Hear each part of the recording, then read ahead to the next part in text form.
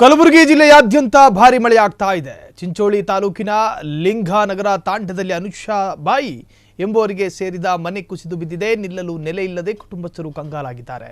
ಅದೃಷ್ಟವಶಾತ್ ಎಲ್ಲರೂ ಪ್ರಾಣಾಪಾಯದಿಂದ ಪಾರಾಗಿದ್ದಾರೆ. ಬೆಳಿಗ್ಗೆಯಷ್ಟೇ ಸುಸೂತ್ರವಾಗಿ ನಡೆಯುತ್ತಿದ್ದ ಜೀವನ ಸಂಜೆಯಾಗುವಷ್ಟರಲ್ಲಿ ಬೀದಿಗೆ ಬಂದು ನಿಂತಿದೆ. ಪರ್ಯಾಯ ನೆಲೆ ಇಲ್ಲದೆ ಕುಟುಂಬಸ್ಥರು ಸ್ಥಳೀಯ ಪಂಚಾಯಿತಿ ನೆರವಿಗಾಗಿ ಎದುರು ನೋಡುವಂತಾಗಿದೆ.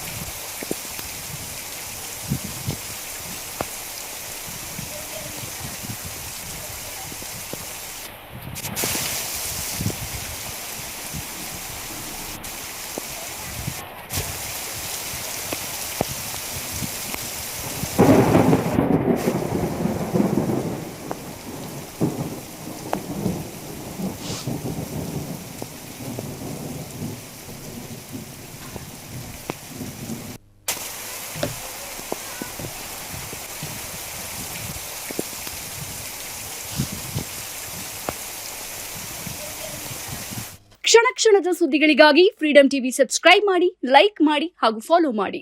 ಹೊಸ ಸುದ್ದಿಗಳ ನೋಟಿಫಿಕೇಶನ್ಗಾಗಿ ಬೆಲ್ ಐಕಾನ್ ಮೇಲೆ ಕ್ಲಿಕ್ ಮಾಡಿ.